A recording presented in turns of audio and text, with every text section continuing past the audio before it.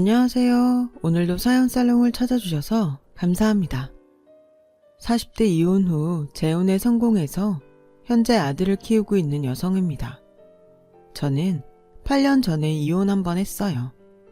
지금은 덤덤하게 얘기할 수 있지만 그때 당시는 왜 그리도 주눅이 들었는지 세상 사람들이 모두 저의 이혼을 아는 것처럼 저는 한동안 마음고생을 하면서 살았었네요.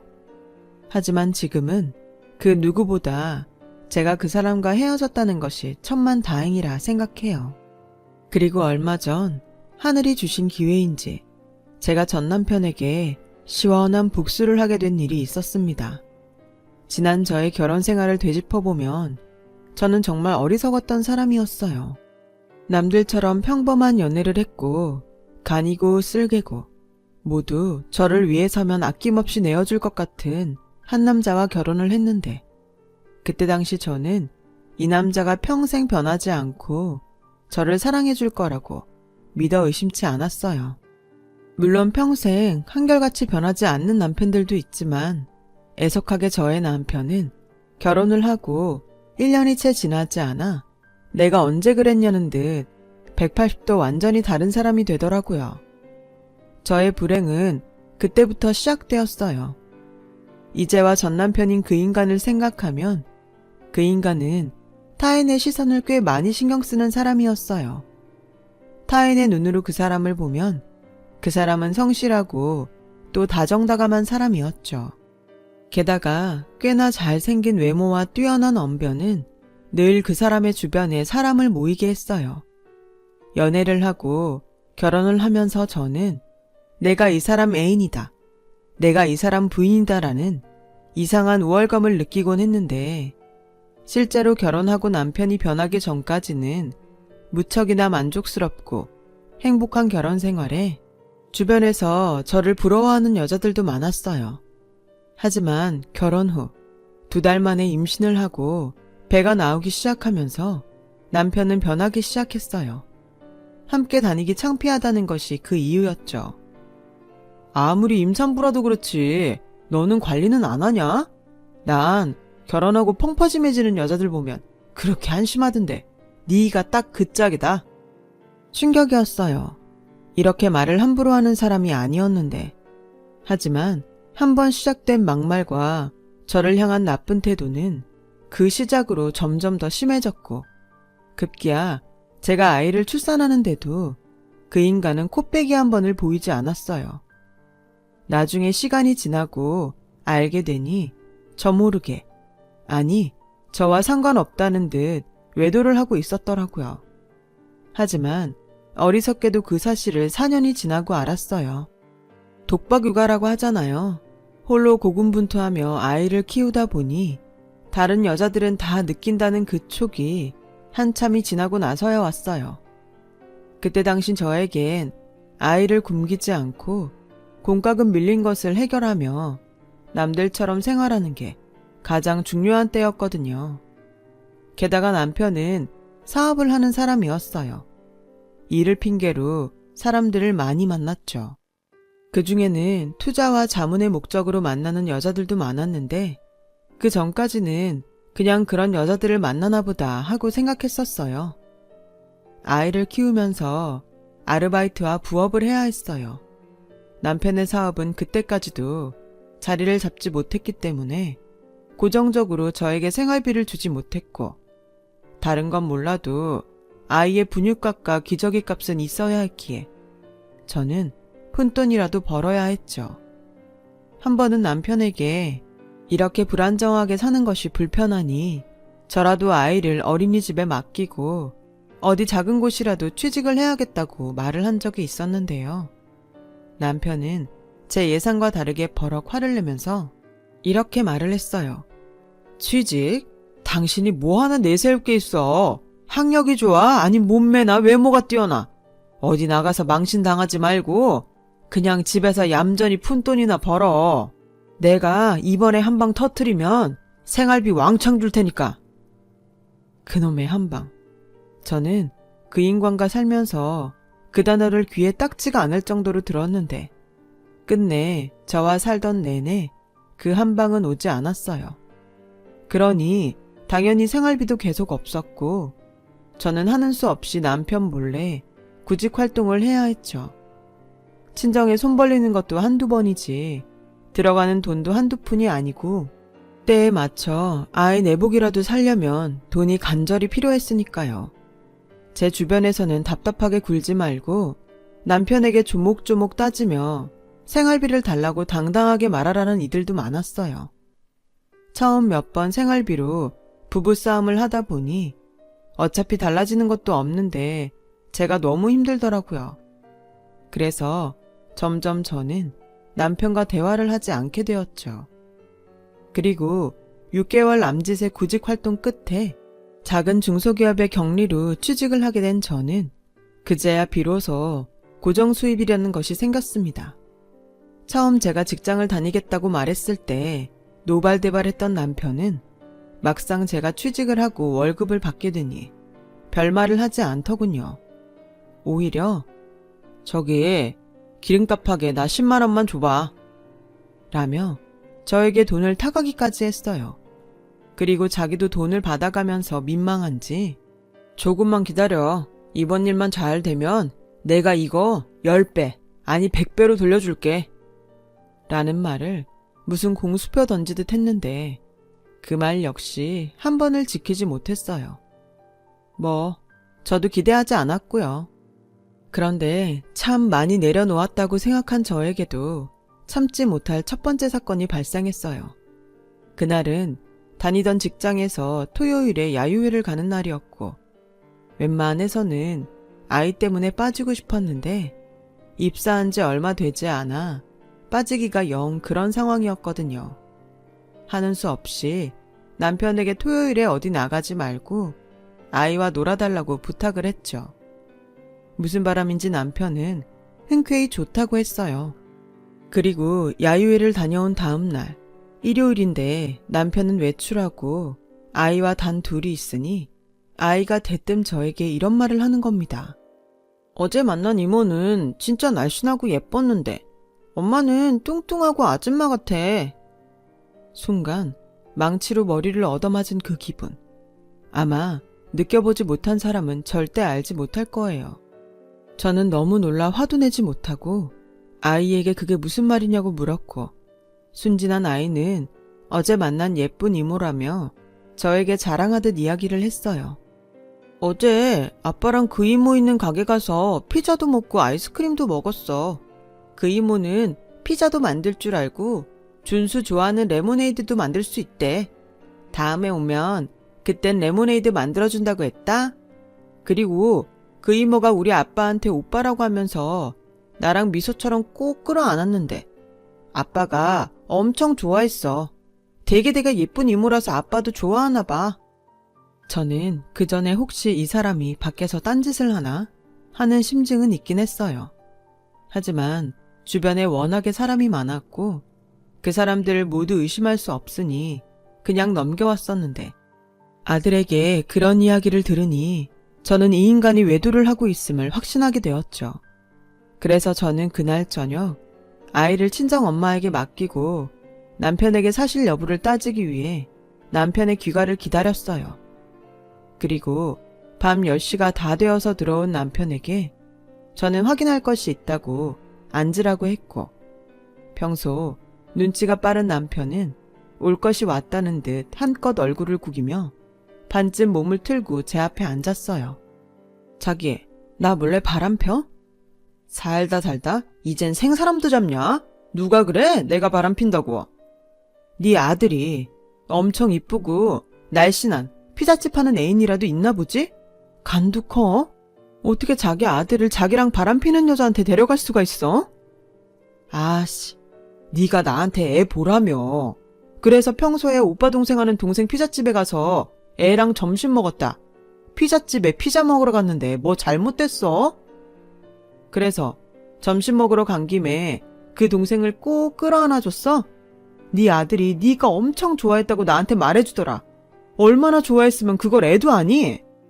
정말 짜증나게 구네. 그냥 허그한 거야, 인사. 촌스럽게 넌 그것도 모르냐? 하긴 어떤 사람이 너한테 그런 걸 해줬겠냐. 내가 미쳤지. 이렇게 망가질 줄도 모르고 그 많은 여자 중에 너를 골랐으니.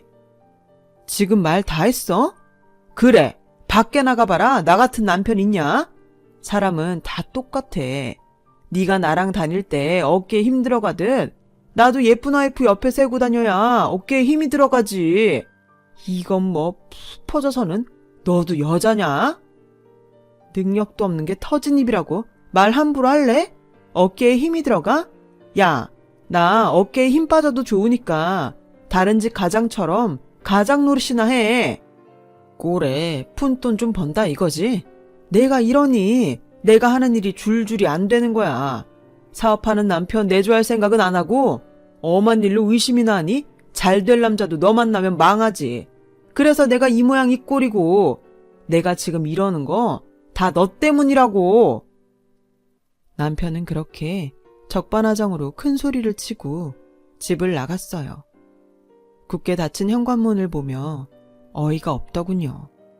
황당했던 저는 그때 진지하게 이혼을 생각했었죠. 바보같이 아이를 생각하면 아이에게 아빠를 뺏는 것이 아닐까? 또 이 험한 세상에 아이를 아빠 없는 아이로 키우는 것이 과연 옳을까? 하는 생각을 했고, 저희 친정엄마 역시 결혼 후 제가 불행한 생활을 하고 있음을 눈치채셨지만 뭐가 두려운지 이렇게 말씀하셨어요. 무슨 일이 있는지 모르지만 다들 투덕거리고 살아. 그래도 서방은 없는 것보다는 있는 게 낫지. 네가 좀 참고 기다리면 정서방도 너한테 잘할 거야. 원래 남자들이 바깥일이 잘 되면 집에도 잘하고 그러는데 지금 정서방이 여유가 없잖아. 네가 속상해도 애 생각해서 참아. 알겠지? 저는 그래서 저 하나만 참으면 될 일인가 하는 고민에 빠졌고 좀 더 두고 보자는 명분 아래 결혼 생활을 계속 이어갔어요.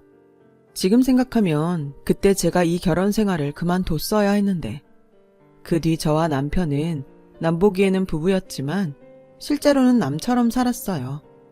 각방을 쓰는 것은 물론이었고 서로 대화조차 하지 않고 살았죠. 하지만 아이러니하게도 남편은 저와 사이가 좋지 않으면 않을수록 아이에게는 좋은 아빠이고 싶었는지 아이에게는 참 자상하게 잘하더라고요. 이러니 이혼을 진지하게 생각하더라도 아이를 생각하면 머뭇거려졌고 저희 부부의 진짜 모습을 모르는 주변 사람들은 자기는 진짜 결혼 잘했어. 은성이 아빠 진짜 자상하더라. 진짜 부러워. 라며 제 속도 모르는 소리를 해댔어요. 그런데요, 제가 결혼 생활을 하면서 하나 알게 된 것이 있는데 그건 한 번 바람핀 사람은 두 번, 아니 3번 바람을 피우기도 쉽다는 거였어요. 비록 쇼윈도 부부처럼 사는 부부였지만 외도는 그것과 상관없이 저에게는 참을 수 없는 일이었죠.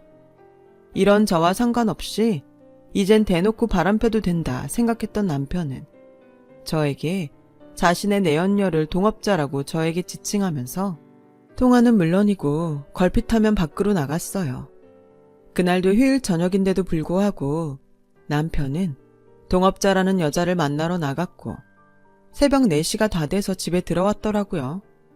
그날만큼은 그냥 넘어갈 수 없다는 생각이 들어 세상 모르고 자는 남편의 차 키를 가지고 차 안을 샅샅이 뒤져봤어요. 그리고 저의 예상대로 남편의 차에는 그간 열심히 싸돌아다니며 바람핀 증거들이 우르르 나왔는데요. 지방 톨게이트에서 받은 영수증과 모텔 영수증, 그리고 찢긴 스타킹과 귀걸이 한 짝까지. 저는 온몸에 소름이 돋아 그것들을 모조리 들고 집으로 와 곤히 자는 남편의 면상에 그대로 던져버렸어요. 에이씨, 뭐야. 네가 사람이니? 아무리 우리가 쇼윈도 부부처럼 산다고 해도 너도 도리는 지키고 살아야 하지 않아? 또 뭔데 그래? 또 뭘 가지고 사람을 긁어? 남편은 제가 자신에게 던진 그것들을 슬쩍 보더니 헛기침을 하며 자기가 직접 그것들을 쓰레기통에 버렸어요. 그리고는 뻔뻔하기로 작정했는지 저에게 이렇게 말하더군요. 남자가 사업하다 보면 이런 일도 있고 저런 일도 있는 거야. 당신은 속 좁게 그걸 하나하나 의심하냐? 촌스럽게. 촌스러워? 무슨 사업을 어떻게 하는지 모르겠지만 그렇게 더럽게 놀 거면 이혼해. 내가 그래도 애 생각해서 참았는데 도저히 안 되겠다. 아이고 그래. 네가 이혼하자고 하면 내가 무서워할 줄 알아? 나도 너랑 이혼하고 자기한테 오라고 한 여자 많아. 그래도 난 지조를 지킨 거라고. 지키긴 개뿔. 네가 네 손으로 쓰레기통에 버린 건 다 뭔데? 넌 사업을 네 몸뚱이로 하니? 그래서 뭐 진짜 사업다운 사업은 한 적이 있긴 하니? 야, 너 정말 끝까지 사람 무시할래? 볼품없는 아줌마 주제에 고작 200만 원 벌면서 유세 떠냐? 좋아, 이혼해. 대신 이혼하자고 네가 말했으니까 위자료는 네가 줘야 한다. 저에게 위자료를 달라고 하는 남편이란 작자에게 어이가 없었어요. 걸핏하면 저에게 무식하다, 촌스럽다고 하더니 유책 배우자가 누군데 누가 누구한테 위자료를 달라고 하는 걸까요? 그래서 법으로 하자고 했어요. 그렇게 짐을 싸고 자던 아이를 깨워 집을 나왔는데 남편은 그러든지 말든지 하며 쳐다보지도 않더군요. 아이는 계속 울며 자긴 나가기 싫다고 하는데 정말 속이 아니었어요. 그리고 집을 나왔죠. 막상 친정에 가려고 하니 저에게 다른 집도 다 그렇게 산다고 참고 살라고 했던 친정 엄마의 말이 떠올라 쉽게 발이 떼지지 않더라고요. 다른 친구들 집에 가서 신세를 지자니 그것도 자존심상 용납이 되지 않더라고요. 그렇다고 큰 소리치고 나왔는데 다시 집으로 갈 수는 없고 그래서 저는 망설임 끝에 친정으로 향했어요.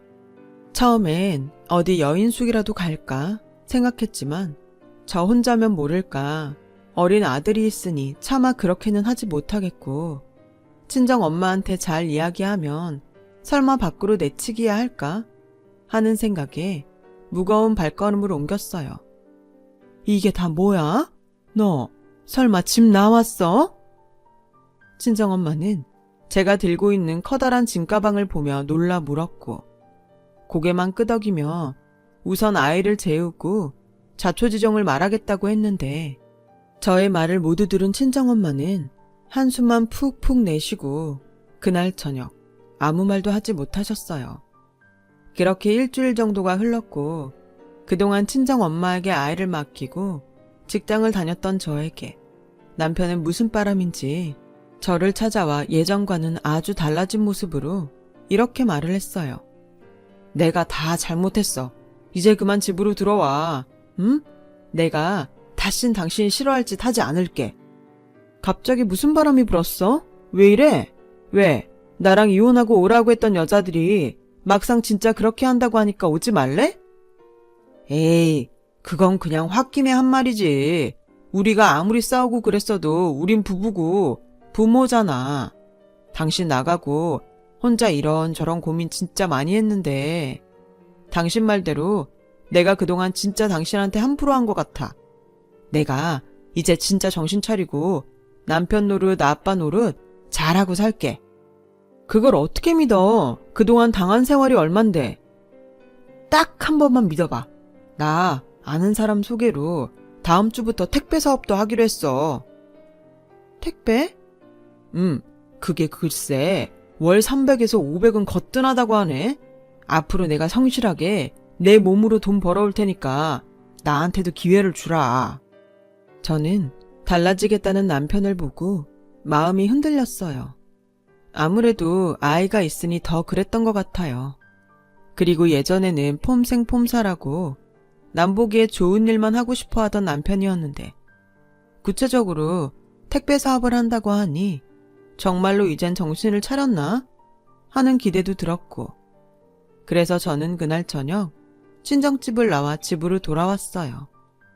택배 사업을 한다는 남편은 무슨 준비할 것이 그리 많은지 실제로 일을 나가는 꼴은 보지 못했죠.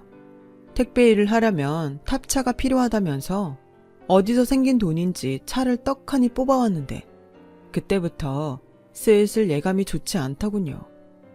그리고 1년 뒤 저에게 남편이라는 작자를 도저히 용서할 수 없는 사건이 벌어졌는데 그날은 유독 되는 일이 없어서 심적으로 힘들었던 저녁이었어요. 퇴근 시간을 앞두고 책상 정리를 하고 있는데 평소 저희 엄마가 친하게 지내는 옆집 이모님이 전화를 하셨고 저에게 다급하게 이렇게 말씀하셨어요. 나경아, 큰일 났어. 니네 엄마가 쓰러지셨다. 지금 119 불러서 병원으로 가고 있는데 아우 이게 무슨 일이니? 아무튼 너 빨리 병원으로 와라. 알았지? 전화를 끊고 너무 놀라 이모님이 말씀한 병원으로 택시를 타고 갔어요. 그리고 제가 병원에 도착했을 때는 엄마가 의식과 호흡이 없다며 심폐소생술을 하고 있었어요. 저희 엄마는 끝내 다시 깨어나지 못하셨어요. 하루아침에 아무런 준비도 없이 부모를 잃은 저는 모든 것이 꿈을 꾸는 듯 현실감이 없었고 다리에 힘이 빠져 그 자리에 풀썩 주저앉았는데 그 뒤로 기억이 잘 나지 않아요. 그리고 시간이 얼마나 흘렀는지 체감이 되지 않은 가운데 정신을 차려보니 저는 엄마의 장례가 치러지는 장례식장 안에 있었고 뒤늦게 연락을 받고 온 남편은 어쩐지 저와 저의 친정 식구들을 제대로 쳐다보지 못하는 듯한 모습을 보였는데 멀리 제주도에 살고 있어 왕래가 별로 없던 저희 외삼촌이 남편을 보자 다짜고짜 멱살을 잡았어요. 그리고는 제가 생각지도 못했던 말들을 꺼내시는데 순간 이성을 잃고 말았네요. 이놈이 우리 누나를 죽인 거야. 걸핏하면 이혼하게 생겼으니 돈 달라고? 그렇게 우리 누나를 쪼아대니 저 마음 약한 노인이 버틸 수가 있었겠어? 오죽하면 우리 누나가 나한테까지 돈을 빌려달라고 했을까? 삼촌, 그게 다 무슨 말이에요? 나경이 너도 똑같아. 너 어디서 이런 쓰레기 같은 놈을 데리고 와서 네 엄마 명을 재촉하니 이 자식이 네 엄마한테 뜯어간 돈만 해도 1억이 넘어. 당신 정말이야? 입이 있으면 말을 해봐. 설마 전에 그 택배차도 우리 엄마한테 돈 달라고 해서 샀니? 나는 장모님이 힘들면 말하라고 하셔서 그냥 가족이니까 말씀드렸던 거야. 내가 설마 장모님이 없다고 하는데 달라고 졸랐겠어?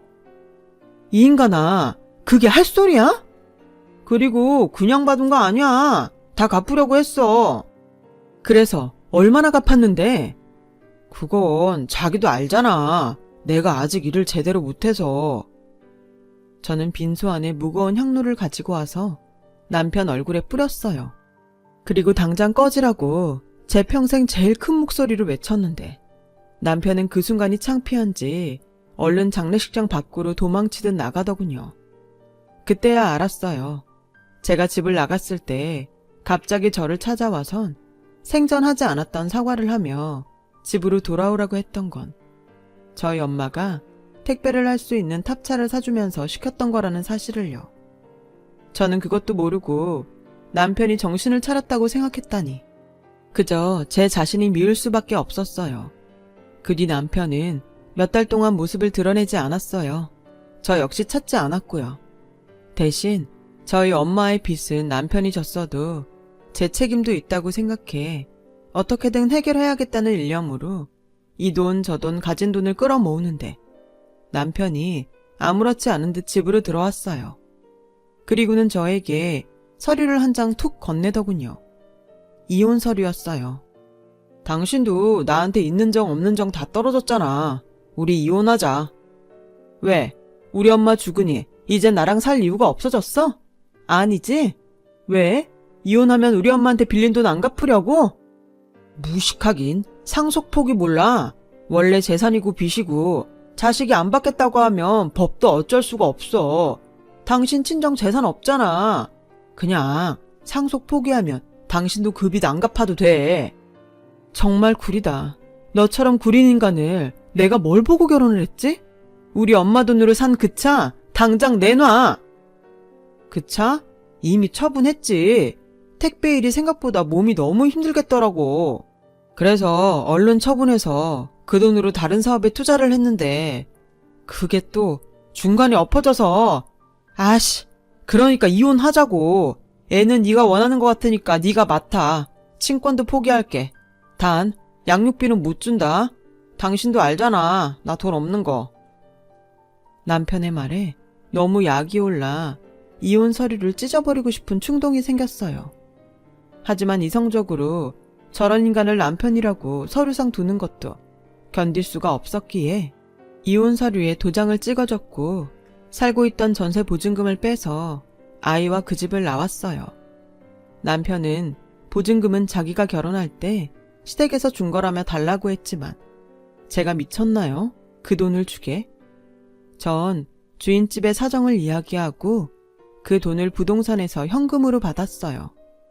그리고 한동안 술이 없으면 버티기 힘든 시간을 살았고 한 달이 조금 되지 않아 아들이 폐렴에 걸려 병원에 입원하게 되었는데 그때 비로소 정신이 들었어요. 엄마인 제가 정신을 똑바로 차리지 못하면 하나밖에 없는 아이를 어떻게 지키겠나 하는 생각이 들었던 거죠.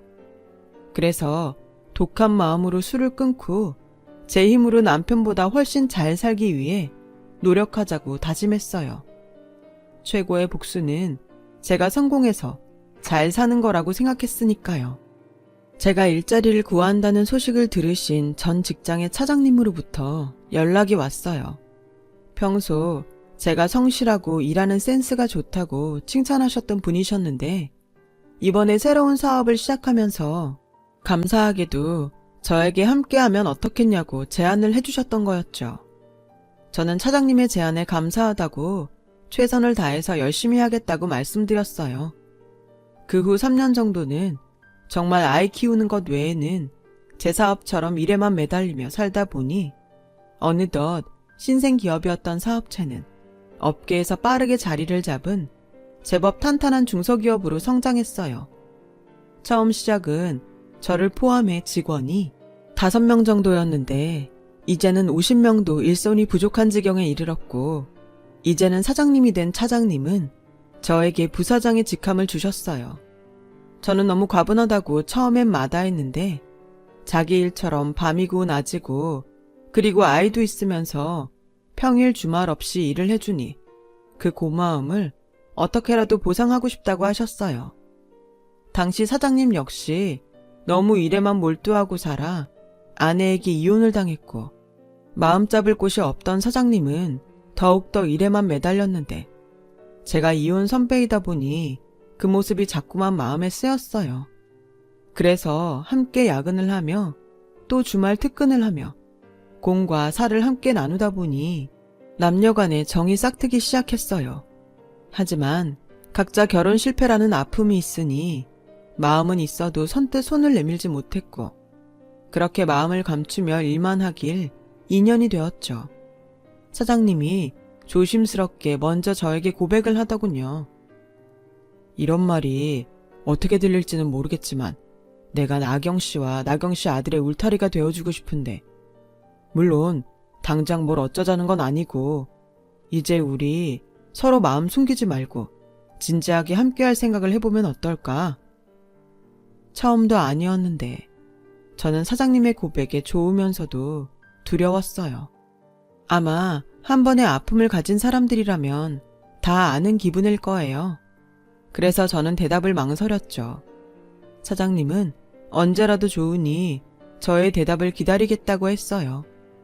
저의 주변 사람들은 사람 좋고 또 회사 사장이면 로또 맞은 거나 다름없는데 뭘 망설이냐며 저에게 어서 그러겠다고 대답하라고 저를 채근했지만 헤어진 전 남편도 결혼하기 전에는 둘도 없었던 좋은 사람이었다는 것이 마음에 걸려 6개월도 넘게 사장님께 답을 주지 못했어요. 그러던 어느 날, 그날도 일이 너무 많아 아이를 친한 이웃에 맡기고 늦게까지 다른 직원들과 함께 일을 하는데 사장님이 시계를 보더니 저에게 아이가 엄마를 많이 기다릴 테니까 그만 들어가라고 하더라고요. 아니에요. 다른 직원들도 일하는데 저도 마주하고 갈게요. 난 애가 없어서 잘 몰랐지만 생각해보니 아이는 크는데 엄마가 너무 밖에서 일만 하면 안 될 것 같아. 나경 씨한테도 또 나경 씨 아이한테도 내가 너무 무심했던 것 같아. 일은 우리끼리 마무리하면 되니까 얼른 가봐. 애가 엄마를 얼마나 기다리겠어. 오랜 시간 함께 일을 하면서 사람이 좋다고 생각했는데 이렇게 저뿐만 아니라 제 아이까지 생각해주니 저는 그 마음이 너무 고마웠어요. 그리고 제 마음 한켠에 어쩌면 이 남자는 전 남편과 다를 수도 있지 않을까 하는 희망이 생겨나더라고요. 오랜 고민 끝에 사장님의 청혼을 받아들이기로 했어요. 사장님, 아니 지금 저의 남편은 그때 자신이 세상을 전부 가진 것 같은 기분이었다고 했는데 그만큼 제가 지금의 남편의 애간장을 태웠다고 했어요. 그래서 남편은 저와 재혼 후 저에게 정말 잘했고 남편도 아이도 처음엔 조금 낯설어 했는데 점차 남편의 노력으로 둘은 둘도 없는 부자지간이 되어갔어요. 아이 입에서 처음 아빠 라는 말이 나오던 날 저도 남편도 얼마나 울었는지 몰라요. 이제 우리가 진짜 가족이 되었다는 느낌이 들었죠. 그 후 저희는 다른 집과 다름없이 평범한 가족으로 지냈고 아이는 어느덧 무럭무럭 자라 초등학교에 들어갔어요. 아이가 학교에 들어가니 신경 쓸 일이 왜 이리 많은지 남편은 당분간이라도 회사 일을 쉬면서 아이를 챙겼으면 좋겠다고 했고 저는 고맙고 미안해서 남편에게 조촐하게 회식 자리를 마련해서 다른 동료들에게 말하는 자리를 갖겠다고 했는데 그날이 저에겐 뜻밖의 기회의 날이 되었어요. 저는 다른 동료들에게 1년 정도 쉬다가 다시 복직을 하겠다고 말을 하고 기분 좋게 살짝 취해서 회식 장소를 나와 대리기사에게 키를 넘겨줬는데 키를 받아가는 남자를 본 순간 술이 확 깨버리고 말았어요. 글쎄, 저에게 키를 받아간 대리기사는 제가 살면서 정말 최악의 인간 말종이라고 생각했던 전 남편이었고 그 인간 역시 저를 알아봤는지 저희 둘은 그 자리에서 잠시 얼어 있었는데 그때 저에게 핸드폰이 울렸어요. 얄궂게도 저의 지금의 남편이었죠. 최대한 아무렇지 않게 전화를 받았어요. 여보, 나 지금 대리 불러서 집에 가려고. 에이, 뭘 여길 와. 얼마나 걸린다고. 금방 가니까 조금만 기다려요. 밥은 먹었지? 걱정하지 말고 이따 봐요. 제가 전화를 끊고 차에 올라타니 전 남편이란 작자는 운전석에 앉아 시동을 걸었고 저에게 이렇게 물었어요. 당신 재혼했나 봐? 차도 좋고 당신 살만한가 봐? 운전이나 하지. 나는 별로 당신이랑 말하고 싶지 않은데. 아니면 지금이라도 다른 대리기사 부를까? 아니야. 집으로 가는 거지? 집은 어디야?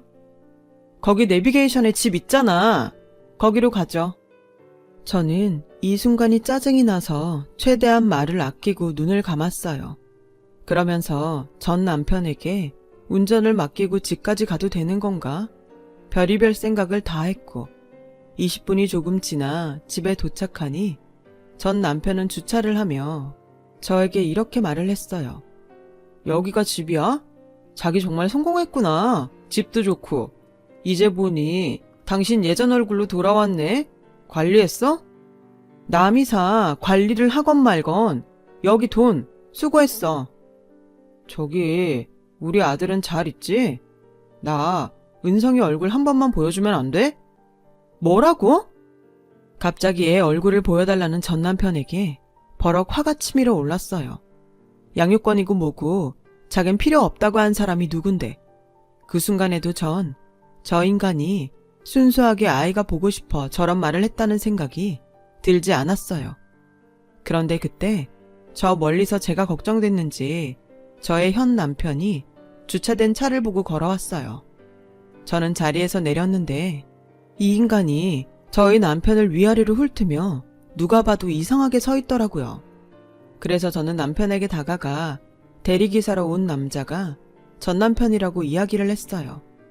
제 말을 들은 남편은 주머니에서 지갑을 꺼내더니 갖고 있던 현금을 모두 꺼내고 거기 위에 자신의 명함까지 얹어 전 남편에게 주었어요. 안녕하세요. 방금 집사람한테 얘기 들었네요. 여기까지 저희 집사람 태워주셔서 고맙습니다. 그리고 이거 제가 드리는 성의예요. 아니에요. 뭘 이렇게나 많이. 받으세요.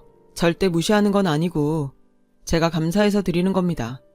그리고 실례가 된다면 죄송한데 혹시 일자리 필요하시면 연락 주세요. 다른 사람이면 몰라도 저희 아들 친부신데 필요하시면 제가 일자리 한번 소개하겠습니다. 남편은 그렇게 말하고 저의 손을 꼭 잡았어요. 전 남편은 끝내 그 돈과 명함을 받았고 자존심이 상했는지 주먹을 꼭 쥐는 게 보이더라고요. 그러거나 말거나 저는 남편의 손을 잡고 저희 아들이 기다리는 집 안으로 들어갔어요. 어찌나 통쾌하고 고소한지 유치하다는 건 알지만 기분이 좋은 건 어쩔 수 없더라고요. 그런데요, 그 자존심에 절대 연락하지 않을 거라고 생각했던 전 남편이 저희 남편에게 정말로 일자리를 소개해달라고 연락을 했더라고요. 전 남편은 지금의 남편에게 자기가 지금 너무 힘들다며 자존심이고 뭐고 찬밥 더운 밥을 가릴 때가 아니라며 사정사정을 하더래요. 그래서 정말로 일자리를 주려고? 우리 회사에 자리 주는 건 좀 그렇고 아는 거래처에 제품 운송하는 기사가 필요하다고 해서 그쪽에 소개할까 하는데 자기는 어때? 자기가 싫다고 하면 안 하고. 괜히 신경 쓸 일 만드는 게 아닌가 걱정돼서. 자기가 무슨 걱정하는지 아는데 그럴 일 없어. 자기랑 은성이한테는 내가 있잖아. 저는 이번에도 남편의 말에 따르기로 했어요. 그리고 그 일이 있고 다음 날 전 남편은 저를 찾아와 너무 고맙다며 마지막으로 한 번만 자신을 만나달라고 하더군요. 저는 망설였는데 어떻게 알고 남편이 전화해 괜찮으니 나가보라고 해서 내키진 않았지만 나가게 되었는데 그곳에서 믿을 수 없는 광경을 보게 되었어요. 글쎄 전 남편이 저에게 무릎을 꿇고 지난날 미안했다며 용서를 빌더라고요. 당신한테 내가 정말 못할 짓 많이 했어. 미안해. 평생 사죄하는 마음으로 살게. 장모님한테도 너무 죄송해. 그렇게 나를 믿고 챙겨주셨는데 나 앞으로 평생 당신과 은성이 앞에 나타나지 않을 거야. 사장님이 소개해준 일자리에서 성실하게 일하고 살게. 미안해. 그리고 정말 고마워. 전 남편은 그렇게 말을 하고 제 앞에서 돌아서서 갔어요. 절대 저런 인간이 아닌데 순간 저는 남편이 전 남편에게 시킨 것이 아닐까 생각이 들어 전화해서 물었어요. 남편은 모르는 일이라고 시치미를 뗐지만 여러 정황으로 봤을 때 그것이 맞다는 생각이 들더라고요. 뭐 남편이 별로 드러내고 싶어 하지 않으니 저도 모르는 척 하기로 했죠. 그 수많은 시간 속에 저는 저 자신을 돌아보지 못했고 또 사랑하지 못했어요. 그저 불행하다고만 생각했습니다. 제가 저를 챙기지 못한 시간들이었어요. 여러분은 저보다 훨씬 현명하시니 어떤 불행한 순간에도 내가 나 자신을 절대 놓지 마세요. 당장 상황이 크게 변하지 않을지라도 내가 나를 포기하는 순간 그 어떤 기회도 기적도 나를 찾아오지 않는다는 그 말을 꼭 전하고 싶습니다. 제가 좀 더 일찍 그걸 알았다면 그렇게 우유부단한 삶을 살지도 그렇게 불행한 삶을 살지도 않았을 거예요. 생각하면 할수록 지금의 남편은 저에게 은인이 아닐 수 없어요. 남편이 사랑으로 구원해 주었으니까요. 그래서 저는 앞으로 남편에게 받은 사랑에 보답하는 마음으로 더 지금의 남편을 위하고 사랑하며 살려고 합니다. 평생 사랑하는 마음으로 나를 살게 해준 여보, 정말 고마워요. 지금까지 저의 긴 사연을 들어주셔서 고맙습니다. 오늘 하루도 기적이란 기회가 여러분을 찾아가길 바라며 이만 줄이겠습니다. 여러분, 사연 댓글에 응원과 현명한 조언 부탁드려요. 좋아요와 구독은 저에게 큰 힘이 됩니다. 오늘도 좋은 일 가득하세요.